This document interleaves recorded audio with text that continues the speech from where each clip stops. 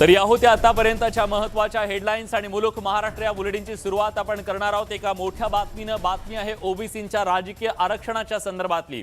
Supreme कोर्टानं आज ओबीसींच्या राजकीय आरक्षणाच्या संदर्भात एक महत्त्वाचा निर्णय दिला आणि या निर्णयात त्यांनी मध्य प्रदेशमधल्या स्थानिक स्वराज्य संस्थांच्या निवडणुकीमधलं ओबीसींचं आरक्षण पुन्हा एकदा त्यांना बहाल केलंय।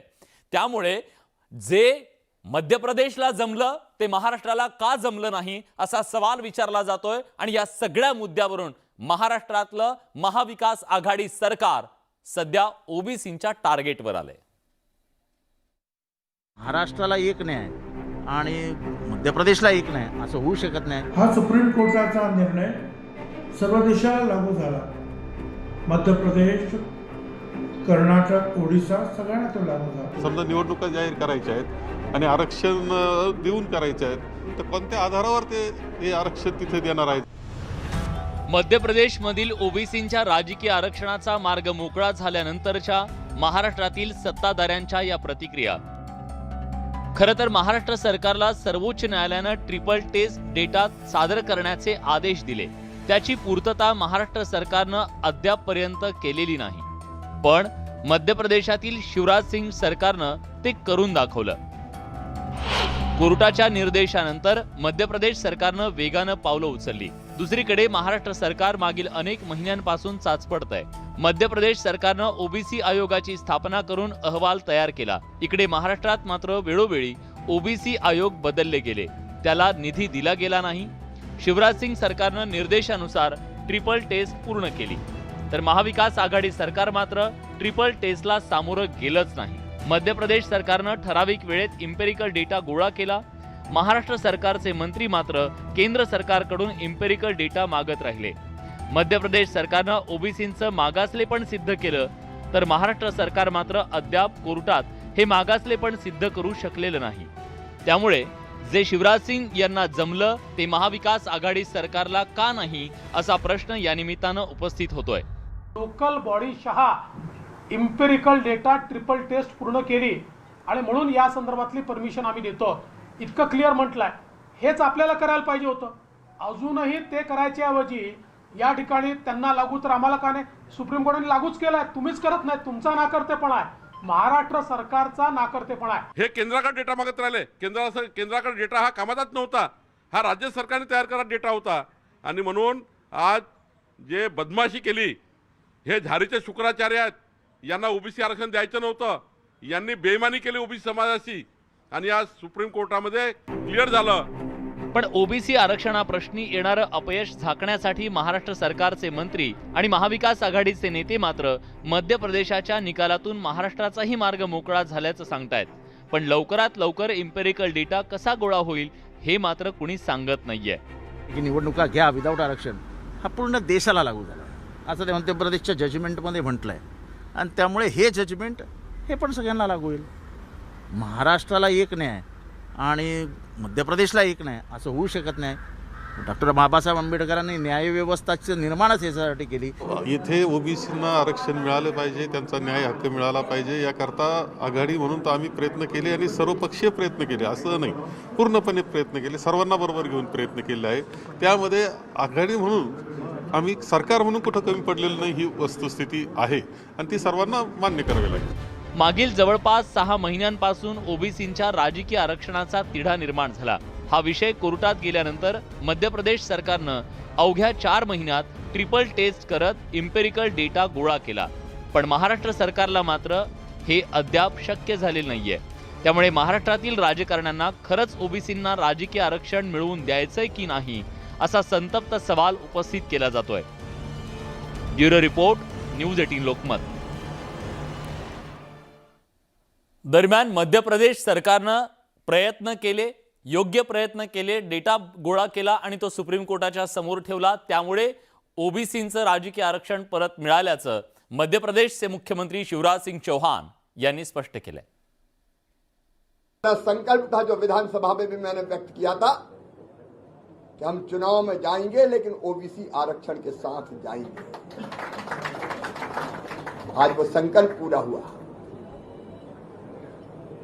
सचमुच मैं अभिभूत हूं।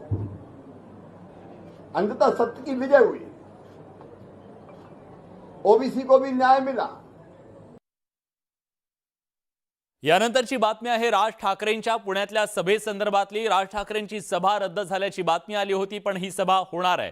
फक्त ती सभा आता एका सभागृहात होणार आहे। आधी ती नदीपात्रामध्ये पुण्यामध्ये होणार होती आणि आता ती इंडोर होणार आहे। नदीपात्राऐवजी सभागृहात सभा घेण्याचा निर्णय घेण्यात आलेला आहे। पावसामुळे नदीपात्रातली सभा होणार नाही असं सांगण्यात आलंय। गणेश कला क्रीडा मंदिरात आता सभेची शक्यता वर्तवली जाते। राज ठाकरे हे पुण्याच्या दौऱ्यावरती होते। 2 दिवस ते पुण्यामध्ये मुक्कामाला होते आणि त्यानंतर ते मुंबईकडे निघाले। पुन्हा ते पुण्यामध्ये जाणार आहेत आणि ते सभा घेणार असल्याचं कळतंय।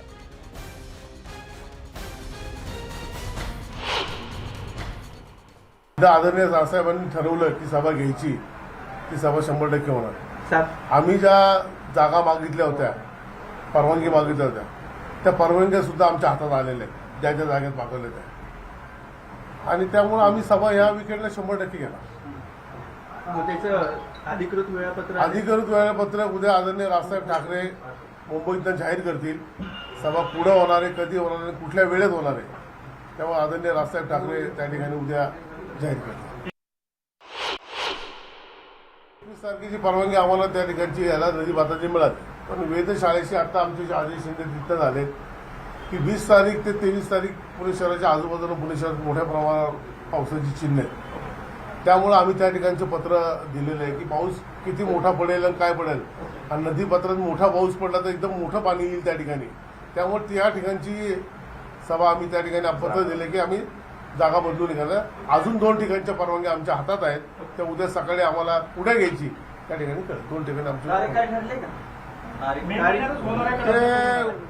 ह्या विकेंडला सभा होणार आहे, उद्या तुम्हाला कळेल। यानंतरची बातमी आहे औरंगाबादच्या नामांतरासंदर्भातली। गेल्या 32 वर्षांपासून औरंगाबादचं नाव संभाजीनगर करण्याची घोषणा शिवसेनेकडून करण्यात आली, पण या घोषणेला कधी मूर्तरूप येऊ शकलं नव्हतं। पण अखेर आता 8 जूनला औरंगाबादचं नाव संभाजीनगर करण्याच्या संदर्भातली घोषणा होऊ शकते असे संकेत मिळत आहेत। 32 वर्षांपासून सातत्यानं चर्चेत असलेल्या औरंगाबाद शहराचं नाव संभाजीनगर करण्याच्या वादावर अखेर पडदा पडण्याची शक्यता आहे। कोणत्याही क्षणी औरंगाबादचं संभाजीनगर नामकरण होऊ शकतं। नामांतरासाठी सर्व कायदेशीर प्रक्रिया पूर्ण झाल्याची माहिती माजी खासदार आणि ज्येष्ठ शिवसेनेचे नेते चंद्रकांत खैरेंनी दिली आहे। त्यामुळे मुख्यमंत्री उद्धव ठाकरे 8 जून रोजी औरंगाबादमध्ये येणार आहेत। तोच मुहूर्त साधून औरंगाबादचं नाव संभाजीनगर होऊ शकतं अशा चर्चांना उधाण आलंय। तर औरंगाबादचं नाव हे संभाजीनगर करण्याची घोषणा 32 वर्षांपूर्वी करण्यात आलेली होती। तसं आश्वासन दिलं गेलेलं होतं। सातत्यानं त्याच्याबद्दलची आंदोलनं झालेली होती आणि शिवसेनेनं हा राजकीय मुद्दा बनवून 32 वर्ष औरंगाबादकरांना दिलेलं हे आश्वासनाची पूर्तता आता होण्याची शक्यता आहे। कारण मुख्यमंत्री उद्धव ठाकरे 8 जूनला औरंगाबाद दौऱ्यावर असताना कदाचित त्याची घोषणा होऊ शकते अशी कळतंय।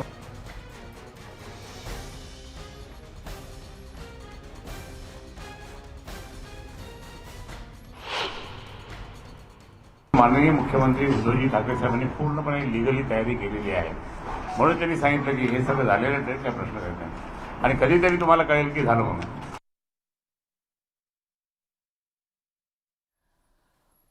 मनसे अध्यक्ष राज ठाकरे यांनी औरंगाबादमध्ये विराट सभा घेतली आणि त्यानंतर आता राज्याचे मुख्यमंत्री उद्धव ठाकरे सुद्धा औरंगाबादमध्ये मोठी सभा घेणार आहेत आणि त्या सभेच्या दृष्टीनं आज महत्त्वाची बैठक मुंबईमध्ये पार पडली। उद्धव ठाकरे हे औरंगाबादमध्ये सभा घेणार आहेत। 8 जून रोजी मुख्यमंत्री मराठवाडा सांस्कृतिक मंडळाच्या मैदानावर जाहीर सभा घेणार असल्यानं या सभेच्या पार्श्वभूमीवर आज मुंबईमध्ये शिवसेनेच्या नेत्यांची एक बैठक पार पडली। मराठवाड्यातील शिवसेनेचा पहिली शाखा औरंगाबादमध्ये 8 जून 1985 रोजी स्थापन झालेली होती। या शाखेच्या 37व्या वर्धापन दिनाचं औचित्य साधून उद्धव ठाकरेंच्या सभेचं आयोजन करण्यात आलंय।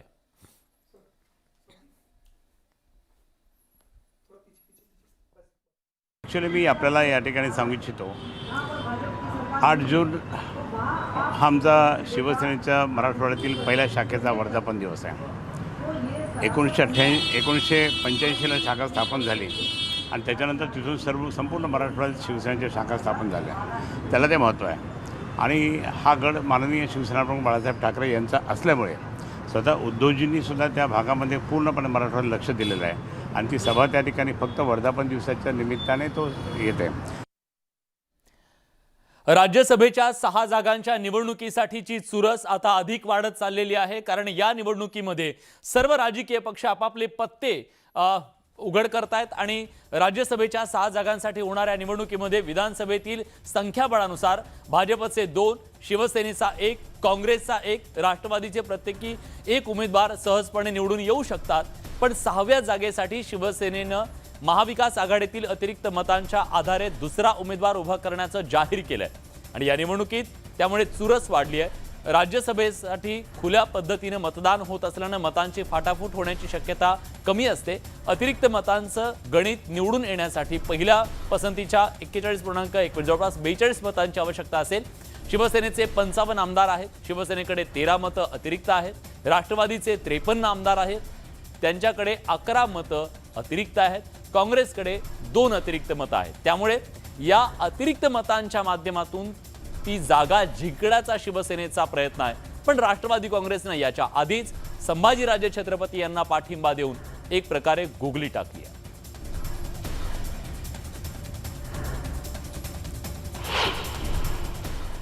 राष्ट्रवादी काँग्रेसचे अध्यक्ष शरद पवार यांनी संभाजीराजे छत्रपती यांना अपक्ष म्हणून पाठिंबा दिलेला असला आपल्या अतिरिक्त मतांचा, तरी सुद्धा आता शिवसेना मात्र ठाम आहे दुसरी जागा लढण्याच्या संदर्भात आणि त्याचाच प्रत्यय आज आला. शिवसेनेचे नेते संजय राऊत यांनी ट्विट करून आपण लढू आणि जिंकू असा विश्वास व्यक्त केलेला आहे.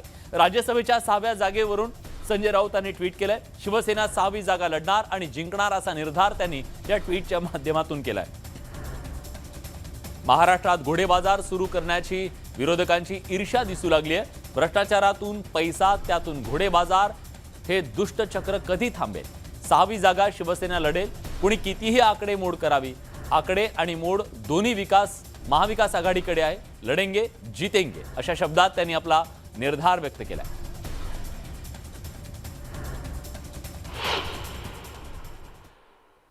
दरम्यान राज्यसभेच्या या सगळ्या जागांच्या संदर्भात महाविकास आघाडीची अजून कुठलीही बैठक झालेली नाहीये आणि ती बैठक पार पडल्याच्या नंतर त्याच्या संदर्भातला अधिकृत निर्णय घेतला जाईल असं काँग्रेसकडून आज स्पष्ट करण्यात आलंय. अजून यावर महाविकास आघाडीची कुठली मीटिंग झालेली नाही आणि संभाजीराजे असतील ते आमच्यासाठी आदरणीय आहे आणि ज्यावेळेस महाविकास आघाडीमध्ये या सगळ्या विषयावरची चर्चा होईल त्यावेळेस बोलू. आज कोण पक्ष एका बाजूने बोलत असेल तर तो त्यांचा विषय आहे, पण अजूनही महाविकास आघाडीची संयुक्त मीटिंग झालेली नाही आणि त्याच्यामुळे आज त्याच्यावरती चर्चा करता येत नाही. तुम्ही काँग्रेस कोणाला समर्थन करणार आहे का? मी काय बोललो तुम्हाला की जिथपर्यंत महाविकास आघाडीची चर्चा होणार नाही या निवडणुकीमध्ये तिथपर्यंत आपल्याकडून काही बोलावं आणि निवडणुकीमध्ये त्याचा घोळ निर्माण व्हावा अशी भूमिका काँग्रेसची नाही. दरम्यान महाविकास आघाडी सरकार हे संभाजीराजे छत्रपती यांची फसवणूक करत असल्याची टीका प्रवीण दरेकर यांनी केली आहे. आता शिवसेनेचं खरं प्रेम संभाजीराजांच्या संदर्भात दिसून येईल. मला वाटतं हे सगळं तू धरल्यासारखं कर, मी मारल्यासारखं करतो, रडल्यासारखं कर, मी मारल्यासारखं करतो, अशाच प्रकारची भूमिका महाविकास आघाडी सरकारच्या घटक पक्षांची दिसते. कारण पवारसाहेब सर्वांच्या अगोदर त्या ठिकाणी जाहीर करून टाकतात की आम्ही संभाजीराजेंना पाठिंबा देतोय. मग पवारसाहेबांनी पाठिंबा देत असताना केवळ पाठिंब्याची घाई कशासाठी केली? जर उद्धवजी ठाकरे किंवा शिवसेनेची भूमिका काय होती हे पवारसाहेब समजून घेत नव्हते का? काँग्रेसची भूमिका काय होती? त्याच्यामुळे आपण दिलेला पाठिंबा हा विजयासाठी किंवा उमेदवार निवडून आणण्यासाठी आहे याची तर निश्चित कल्पना पवारसाहेबांना असते. तथापि आता संजय राऊत पवारसाहेबांचं बोलत असतात आणि त्याच्यामुळे उद्धवजी ठाकरे साहेबांनी घेतलेली भूमिका किंवा संजय राऊतांनी सांगितलेला शिवसेनेचा उमेदवार असेल याचा अर्थ काय? संभाजीराजेंना त्या ठिकाणी फसवण्याचा डाव तर या ठिकाणी महाविकास आघाडीचा नाही ना असं मला वाटतं. राज्याचे सामाजिक न्याय मंत्री धनंजय मुंडे आणि माजी ग्रामविकास मंत्री पंकजा मुंडे या बहीण भावामध्ये अनेकदा राजकीय संघर्ष आपण पाहिलेला आहे. पण आज मुंबईमध्ये हे दोघंही एका व्यासपीठावर आले. एकमेकांचे राजकीय विरोधक जरी असले तरी आज या दोघांमध्ये एक वेगळं चित्र पाहायला मिळालं. बहीण भावाचं नातं पाहायला मिळालं. मुंबईतल्या एका कार्यक्रमात मंत्री धनंजय मुंडे आणि पंकजा मुंडे एका व्यासपीठावर आल्या. त्यावेळी दोन्ही बहीण भावातील प्रेम दिसून आलं. नेत्रचिकित्सक डॉक्टर तात्याराव लहाने यांच्या नेत्रालय उद्घाटन समारंभ मुंबईत पार पडला. त्यावेळी सर्वपक्षीय नेते व्यासपीठावर उपस्थित होते. या कार्यक्रमात भाषणासाठी जात असताना व्यासपीठावर बसलेल्या पंकजाताईंच्या डोक्यात धनंजय मुंडे यांनी प्रेमानं टपली मारल्याचं दिसलं.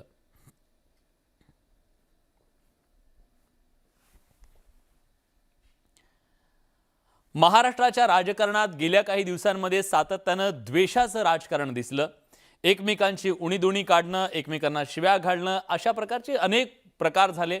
आपल्या सगळ्यांना ते आवडत नव्हतं. पण आज मुंबईमध्ये झालेल्या एका राजकीय नेत्यांच्या कार्यक्रमामध्ये महाराष्ट्रातल्या राजकीय संस्कृतीचं दर्शन घडलं. कोपरखळ्या टोमणे आणि त्याचबरोबर एकमेकांच्या बद्दलचं प्रेम सुद्धा दिसलं. आज जेव्हा ही सगळी सभा झाली तेव्हा काय नेमकं घडलं जाणून घेऊयात.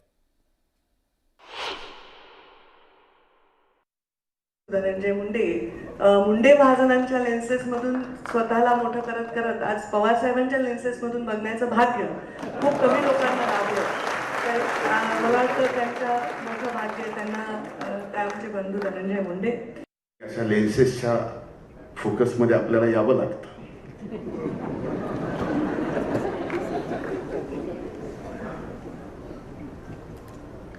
आम्ही आणि आदित्य ठाकरे साहेब बसलो बोलत होतो तर ते म्हणले कदाचित ताईंनी लेन्सेस बदलल्या आणि महाविकास आघाडीच्या लावल्या तर बरं.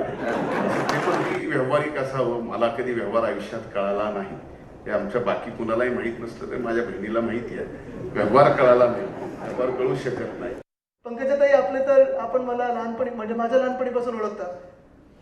जे मी सांगितलं ते एवढंच होतं की आपण सांगितलं चष्मा लागला नाहीये आणि लागू नाही. कारण मला माहिती चष्मा लागल्यानंतर नंबर वाढत गेल्यानंतर काय त्रास असतो ते माहिती. पण लागला तर कुठचा लावावा एवढंच मी सांगितलं त्यांना. बाकी पुढचं काही बोललो नाही. इथं आल्यानंतर मला असं जाणवलं की तुमचं बरं चाललंय.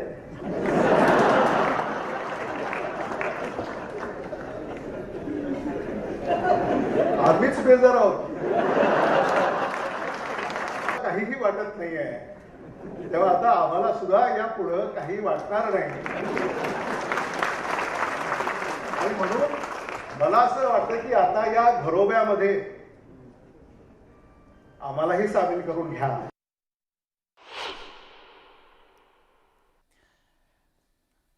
यानंतर बातमी आहे ती म्हणजे वादग्रस्त अभिनेत्री केतकी चितळे हिच्या अडचणीमध्ये सातत्यानं वाढ होतीये. कारण राष्ट्रवादी काँग्रेसचे अध्यक्ष शरद पवार यांच्या संदर्भात तिनं केलेली ती जी फेसबुक पोस्ट होती तिच्यामुळे तिला कारवाईला सामोरं जावं लागलं. राज्यातल्या अनेक ठिकाणी तिच्यावरती गुन्हे दाखल झालेले आहेत. पण आज तिच्या जामीन अर्जावरची सुनावणी अपूर्ण राहिली. त्यामुळे आजची रात्र तिला तुरुंगात काढावी लागू शकते. केतकी चितळेची आजची रात्र त्यामुळे जेलमध्ये जाणार हे आता स्पष्ट झालेलं आहे. या प्रकरणी पोलिसांनी तिला अटक केली असून तिला आज न्यायालयीन कोठडीत सुनावण्यात आली. तर आज तिच्या जामीन अर्जावरची सुनावणी अपूर्ण राहिल्यामुळे तिची आजची रात्र ठाण्याच्या सेंट्रल जेलमध्ये जाणार आहे. केतकीनं जो मेसेज फेसबुकवर टाकलेला होता, शेअर केला होता, तो कुणी तिला पाठवला अथवा एखाद्या ग्रुपवरून आला होता का अशा संशय पोलिसांनी व्यक्त केलेला आहे. केतकी चितळेनं फेसबुकवर पोस्ट टाकली त्याबद्दल सायबर सेलच्या मदतीनं तपास केला जातोय. पोलिसांनी तिचा लॅपटॉप आणि मोबाईल ताब्यात घेतलाय. त्याची तपासणी केली असता धक्कादायक माहिती समोर आली आहे. केतकीनं मोबाईलमधील मेसेज डिलीट केलेले असण्याची शक्यता आहे. यासाठी तिचा मोबाईल फॉरेन्सिक चाचणीसाठी पाठवण्यात येणार आहे. तसंच तिनं फेसबुकवर केलेली पोस्ट ही 2020ची पोस्ट तिनं आता का केली असा शोध घेतला जातोय.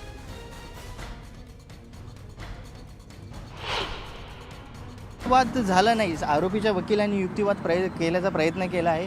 त्यांचं असं म्हणणं आहे की MCR जसं त्यांना आरोपींना प्रथमवर्गीय न्यायालयामध्ये जर त्यांना समोर आणलं गेलं आणि आणलं गेल्यानंतर त्यांना MCR करण्यात आलं, जेलमध्ये पाठवण्यात आलं. त्याच्यानंतर बेल ॲप्लिकेशन आरोपीच्या वकिलाकडनं देण्यात आलं आणि बेल ॲप्लिकेशन दिल्यानंतर वकिलांच्या आरोपींचं असं म्हणणं होतं की विदाऊट से ऑफ PP आणि सरकारी वकील आणि पोलिसांचं म्हणणं न असल्यामुळे आम्हाला अंतरिम म्हणजे एंटरिम ॲप्लिकेशन ऐकून आम्हाला जामीनवर सोडण्यात यावा. पण प्रथम न्यायालयाचं असं म्हणणं होतं की जोपर्यंत सरकारी वकिलांचं म्हणणं आणि पोलिसांचं म्हणणं जोपर्यंत कोर्टासमोर येत नाही तोपर्यंत बेल ॲप्लिकेशन हे डिसाईड केलं जामीन आज डिस्कस झालेला नाही आहे. आमचं यात आज आम्ही जो ॲप्लिकेशन मेन्शन केलं होतं तर त्यामध्ये ॲप्लिकेशनमध्ये आम्ही हे म्हटलं होतं की बाबा आज त्याची सुनावणी घ्यावी वाट न पाहता, कारण आणि त्या संदर्भातले जे दाखले आहेत सुप्रीम कोर्टाचे, अलाहाबाद बेंचचे, ते आम्ही फाईल केले होते. साहेब, तुम्ही तक्रार देखील काही केलेली आहे, त्याबद्दल काय सांगाल? आम्ही ज्या पद्धतीने हे जे सगळ्या केसेस फाईल करणं चाललेलं आहे आणि डिफॉर्मेशन एकाचं झालेलं आहे पवार नावाच्या व्यक्तीचं, पण त्या पवार नावाच्या व्यक्तीने तक्रार न करता कोणीतरी स्वप्नील नेटके नावाचा व्यक्ती तक्रार करतो आणि तक्रार नोंदवून घेतली जाते, त्यावर कस्टडी पण दिली जाते. This is a clear abuse of process of law. शाई फेकली होती आणि अंडी फेकली, त्या संदर्भात देखील काही तक्रार केली? त्या संदर्भात आम्ही तक्रार केलेली आहे, पण त्याचा अजून कॉग्निझन घेतला गेलेला नाही आहे. इव्हन विनयभंगाची पण आम्ही त्यात तक्रार करतोय. विनयभंग म्हणजे नेमकं काय काय म्हणायचं? इथं धक्काबुक्की झाली, एका महिलेला ग्रुपने येऊन धक्काबुक्की केलेली आहे. पोलिसांच्या संरक्षणात असलेल्या ताब्यात असलेल्या महिलेवर अंडी फेकली गेली, शाई फेकली गेली, फिजिकल असॉल्ट केला गेला. या सगळ्या महत्त्वाच्या घडामोडींसोबत बुलेटिनमध्ये आपण एक छोटासा ब्रेक घेतोय. ब्रेक नंतर महाराष्ट्रातल्या गावोगावची बित्तम बातमी सुपरफास्ट. कुठे जाऊ नका, पहा फक्त न्यूज 18 लोकमत.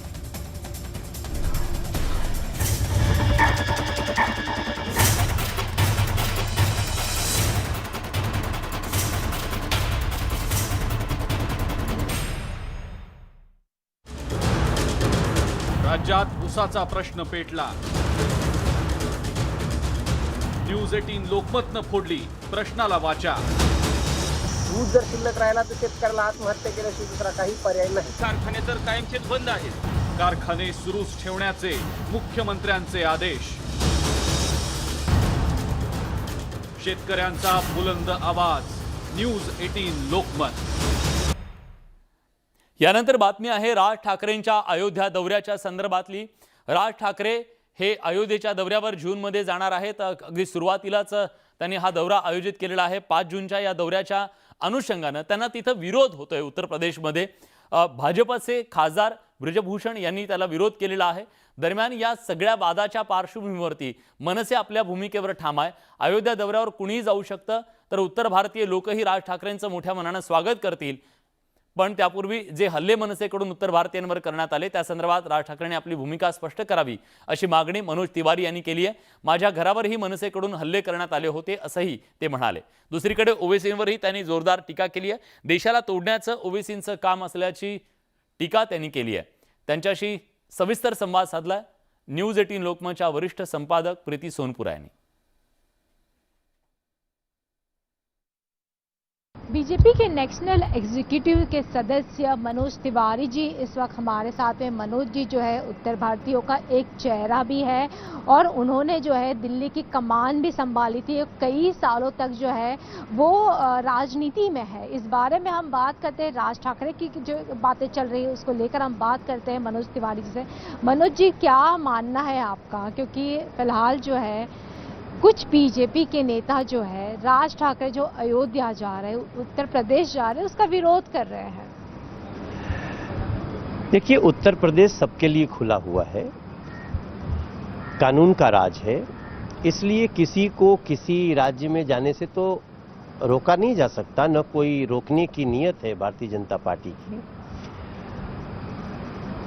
राज ठाकरे का जो पीछे का जो भी हिस्ट्री रहा है वो निश्चित रूप से एक उत्तर भारतीय के रूप में लोगों को कचोटता है, वो तकलीफ देता है। हमारे ऊपर भी अटैक हुआ था, तो उत्तर प्रदेश बिल्कुल खुला हुआ है, लॉ अपना काम करेगा, हर तरह से उनको प्रोटेक्शन देगी सरकार, इसमें कोई दो राय नहीं है। लेकिन मैं इतना जरूर कहूंगा कि कभी भी इंसान जब कुछ कहता है तो कहे कि आदमी जो कहता है, आदमी जो करता है, जिंदगी भर वो सदाएं पीछा करती हैं। तो राज ठाकरे के लिए भी अच्छा होगा कि उन पे अपनी स्थिति को स्पष्ट कर दें। हम लोग किसी को रोकने वाले नहीं हैं, उत्तर प्रदेश में सबका स्वागत है। जो रेलवे की एग्जाम देने जो छात्र आए थे उनको पीटा गया, आपको लगता है कि उत्तर प्रदेश की जनता ये सब भूल गई है? नहीं, निश्चित रूप से लोगों को याद होगा, क्योंकि वो तकलीफ तो हुई थी और बड़ी तकलीफ थी। मतलब मैं तो उसका भुक्तभोगी हूं। हमारा महाड़ा का घर तोड़ दिया गया था, अटैक हुए थे, लेकिन हम आगे बढ़ने में विश्वास करते हैं। लेकिन आपको लगता है राज ठाकरे को माफी मांगनी चाहिए? मेरा सिर्फ इतना कहना है कि अपनी स्थिति स्पष्ट करनी चाहिए, कर देनी चाहिए, करनी चाहिए, अनिवार्यता नहीं है, अपनी स्थिति स्पष्ट कर देनी चाहिए, समाज में अच्छा भाव हो। वाराणसी में 99वीं मस्जिद में जो है शिवलिंग मिलाया है और उसको लेकर जो है कुछ लोगों ने अब विवाद शुरू कर दिया है। अब यह आ रहा है कि अयोध्या के बाद जो है बारी जो है वाराणसी की है, काशी की है, और इसके बाद मथुरा की भी चर्चा होने लगी है। देखिए, ज्ञानवापी में जो कार्रवाई हुई है वो किसी पार्टी ने नहीं किया है, किसी सरकार ने नहीं किया है, हमारे केंद्र के, ये न्यायालय ने किया है। और न्यायालय के सर्वे के बाद जो सत्य आया है वो पूरे देश को अचंभित कर रहा है। आज पता चल रहा है कि नंदी का मुख जिधर था उसका रहस्य क्या है, सत्य क्या है, आज पता चला है। फिर भी हम इस पे चुप रहेंगे तब तक जब तक न्यायालय अपना अंतिम निर्णय न दे दे। अब तो ताजमहल को भी पूरी तरीके से खोलने की बात चल रही है। अभी तो ज्ञानवापी का निर्णय हो जाए। देखिए, मेरा सिंपल सा कहना है, जो मैं कभी ओवैसी जो हमारे साथी हैं संसद में उनको भी सुनता हूं, कई बार कुछ ऐसे उनके प्रवक्ता लोग आते हैं, कहीं समाजवादी पार्टी, कहीं कांग्रेस का, ये सभी लोग वोट बैंक की राजनीति में ये लोग माहौल को खराब कर रहे हैं। हमारे देश के मुसलमानों ने नहीं तोड़ी थी ज्ञानवापी मस्जिद, ज्ञानवापी मंदिर, औरंगजेब ने तोड़ा था। ये लोग तो वो लोग हैं जो औरंगजेब के मकबरा पे जाके मत्था टेकते हैं।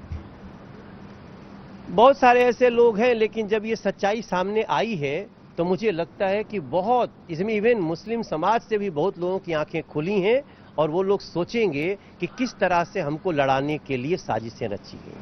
लेकिन आपको लगता है कि इस वक्त जो है जिस तरीके के बयानबाजी ओवैसी की तरफ से की जा रही है, कहीं ना कहीं देश को बांटने की बात कर रहे हो? चूंकि उनकी राजनीति नफरतों पे टिकी हुई है और हम सबका साथ, सबका विकास, सबके साथ न्याय करने वाले लोग हैं, तो निश्चित रूप से ये जो बयानबाजी ओवैसी या उनके और साथी या और लोग पार्टी के लोग कर रहे हैं वो संविधान की धज्जियां उड़ा रहे हैं। मुझे पूरा विश्वास है कि न्यायालय इनके स्टेटमेंट्स का भी संज्ञान जरूर लेगा। यानंतर बातमी मुंबईमधली आहे। महाविकास आघाडीतल्या एका नव्या वादाची आहे। मुंबईमधल्या वरळी परिसरामध्ये मुंबई पोलिसांच्या साठीची घरं देण्याचा निर्णय आज राज्य सरकारने घेतला। गृहनिर्माण मंत्री जितेंद्र आव्हाड यांनी त्याच्या संदर्भातली घोषणा केली। बीडीडी चाळीमध्ये ही घरं दिली जाणार आहेत, पण पोलिसांना या घरांसाठी 50 लाख रुपये मोजावे लागणार आहेत। राज्य सरकारच्या मंत्रिमंडळाची आज बैठक पार पडली। यावेळी वरळी बीडीडी चाळ पुनर्विकास प्रकल्पाबाबत चर्चा झाली। यात बीडीडी चाळीत सध्या क्वार्टर्समध्ये राहत असलेल्या पोलिसांना 50 लाख रुपयांना घरं दिली जाणार असल्याची घोषणा करण्यात आली। जवळपास 2250 पोलीस कुटुंबीय या ठिकाणी राहत असून माणुसकीच्या भावनेतून या घरांसंबंधी विचार करण्यात आला असल्याचं यावेळी सांगण्यात आलं। ही घरं 500 चौरस फुटांची असणार आहेत, ज्याचा वरळीत बांधकाम खर्च 1,05,00,000 इतका आहे। त्यामुळे फुकटात अजिबात घरं दिली जाणार नाहीत, तसंच गिरणी कामगार आणि पोलीस यांची तुलना होऊ शकत नाही असंही जितेंद्र आव्हाड यांनी स्पष्ट केलं। 50 एकदा जाहीर केल्यावरती 50च राहणार आणि ती फक्त 2250 जे पोलीस निवृत्त आहेत आणि ज्यांना 2011चा नियम लावून घरं दिलेली आहेत त्या सगळ्यांना रुपये 50 लाख भरावे लागतात। आम्ही सगळ्यांनाच फुकट देऊ शकत नाही। एकतर हे क्वार्टर्स होते, क्वार्टर्सचे आम्ही देत आहोत। आम्हाला पोलिसांना परत 2900 घरं द्यायची आहेत म्हाडाला, म्हणजे म्हाडाला याच्यात प्रचंड नुकसान होणार आहे आणि सरकार तरी स्वीकारत आहे।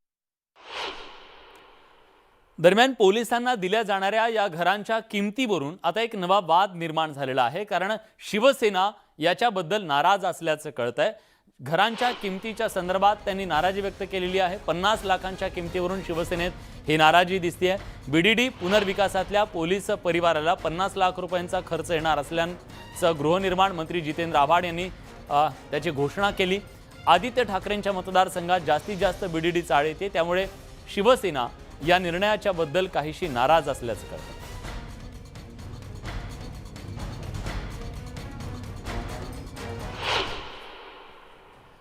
या सगळ्या महत्त्वाच्या घडामोडींसोबत बुलेटिनमध्ये आपण इथेच थांबतोय। ताज्या घडामोडींसाठी बघत रहा न्यूज 18 लोकमत।